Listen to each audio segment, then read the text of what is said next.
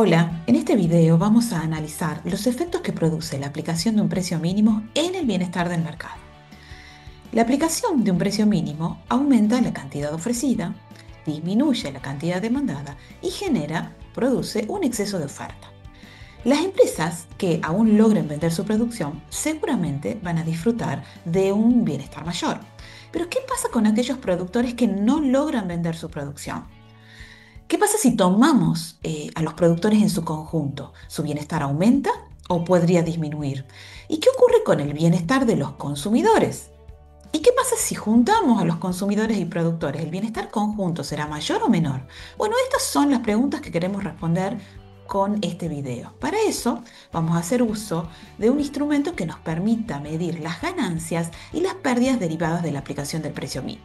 Esto es, vamos a hacer uso de los excedentes, el excedente del consumidor, el excedente del productor y el excedente total. Estas variables nos permitirán evaluar esta intervención gubernamental.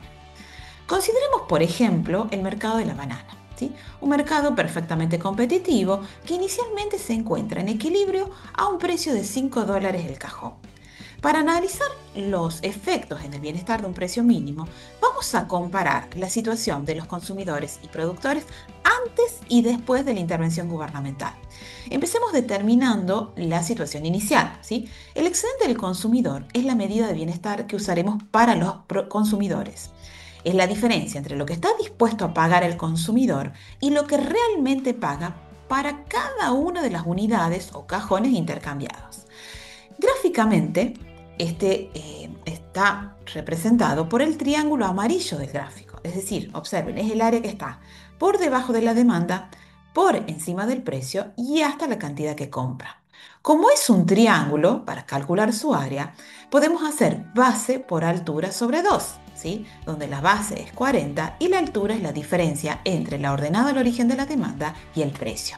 Y esto nos va a dar como resultado $100.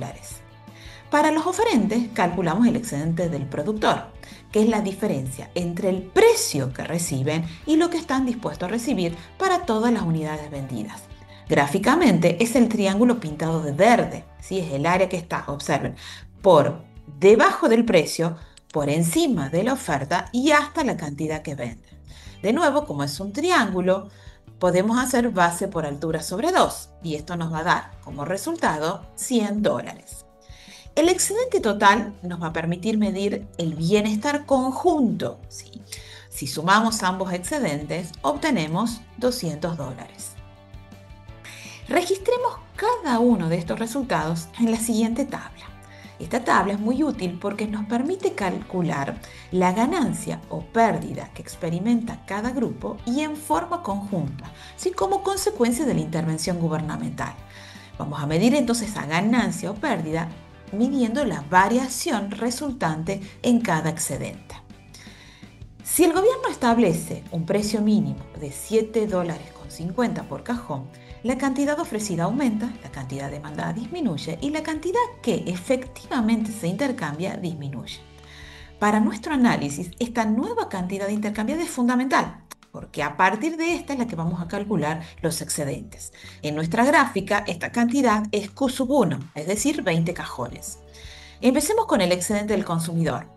Ahora los consumidores compran 20 cajones al precio mínimo. El nuevo excedente del consumidor es el triángulo marcado con bordes, digamos, color terracota. Si comparamos esta área con la anterior, observamos que el excedente del consumidor es menor. Los consumidores han experimentado una pérdida de bienestar. Bueno, y es lógico porque ahora compran menos y pagan más. La pérdida de excedente de los consumidores está representada por las áreas amarillas que ya no están incluidas en el nuevo triángulo y están relacionadas con las unidades que ya no se compran y para los cajones que aún todavía se compran, con el mayor precio que pagan por estos. Además del análisis gráfico, nos vamos a apoyar en los cálculos, ¿sí? Recuerden que iremos completando la tabla que les presenté anteriormente. Al ser nuevamente un triángulo el excedente del consumidor, el nuevo excedente se calculará como base por altura sobre 2. Tengan en cuenta que la nueva cantidad ahora es 20 cajones, ¿sí? Y el resultado que obtenemos es $25. Carguemos este resultado en la tabla y comparemos con el anterior. Calculemos la variación para medir la pérdida de bienestar que experimentaron los consumidores. Hacemos la diferencia entre el nuevo excedente, 25, menos el inicial, que es 100. Y esto nos da como resultado menos $75. El signo negativo de la variación nos está indicando justamente que el excedente del consumidor disminuyó. O sea, todos los consumidores se ven afectados negativamente por el precio mínimo. Esa es la misma conclusión que obtuvimos a partir del análisis gráfico. Pasemos a analizar las consecuencias sobre el bienestar de los productores, ¿sí? Para identificar el área que corresponde al excedente del productor, tomemos en cuenta que, aun cuando los productores ofrecen 60 cajones, únicamente logran vender 20. Esa es la nueva cantidad que tenemos que usar para el cálculo del excedente del productor. Este excedente estaría representado por el área que está por debajo del precio, por encima de la oferta y hasta la cantidad que efectivamente venden, es decir, 20. Notemos que ya no se trata de un triángulo, sino de un trapecio. En este caso tenemos dos efectos. Por un lado, hay un aumento de excedente por los cajones que efectivamente se venden, porque ahora los productores están recibiendo un precio mayor. Pero por otro lado, hay una pérdida de excedente por la caída en la cantidad vendida, ¿sí? Por lo tanto, el efecto final sobre el bienestar de los productores va a depender de cuál de estos dos efectos sea mayor. En nuestro ejemplo, observamos que el excedente del productor termina aumentando, pero recuerden que no necesariamente esto es así. Es importante que notemos otra cosa. Dentro del trapecio hay un área que antes pertenecía al excedente del consumidor. O sea, esto significa que el precio mínimo ha provocado que parte del excedente de los consumidores se traslade hacia los vendedores. Ahora completemos el análisis con los cálculos correspondientes, ¿sí? Calculemos el excedente. Podemos usar la fórmula del área del trapecio, si la sabemos, o podemos recurrir a las áreas que estamos más familiarizadas, ¿sí? Y dividir el trapecio en un triángulo y en un rectángulo. Pero para eso es importante identificar el precio que corresponde a una cantidad de 20 en la oferta. Ese precio es 2.50, ¿sí? Teniendo ese valor podemos calcular las áreas del triángulo, que estoy marcando, y del rectángulo, ¿sí? La suma de ambos nos va a dar el nuevo excedente del productor, que en este caso es $125. Carguemos este valor en la tabla y comparemos, ¿sí? Observemos que el excedente del productor aumentó de 100 a 125. Al calcular la variación podemos medir la ganancia de bienestar que experimentaron, en este caso, los productores. Hacemos la diferencia entre el nuevo excedente y el inicial, es decir, 125 menos 100, y nos da como resultado $25. El signo positivo de la variación nos está indicando justamente que el excedente del productor aumentó. Esta es la misma conclusión que obtuvimos a partir del análisis gráfico. Por último, analicemos qué pasa con el bienestar conjunto. Si sumamos los nuevos excedentes del consumidor y del productor, obtenemos el nuevo excedente total, el cual claramente es menor que el anterior. El bienestar conjunto disminuyó. La ganancia de excedente que experimentaron los productores no llegó a compensar la pérdida que tuvieron los consumidores. Completemos el análisis con los cálculos, ¿sí? El nuevo excedente va a ser la suma del nuevo excedente del consumidor más el nuevo excedente del productor y esto nos da $150. Terminemos de completar la tabla y calculemos la variación en el excedente total, ¿sí?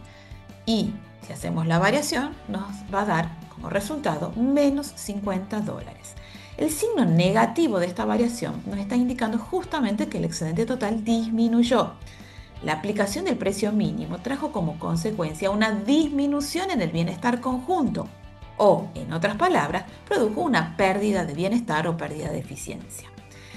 Esta pérdida de eficiencia es justamente el triángulo que quedó sin marcar luego del precio mínimo. Bueno, en base al análisis que hicimos, anotemos algunas conclusiones importantes.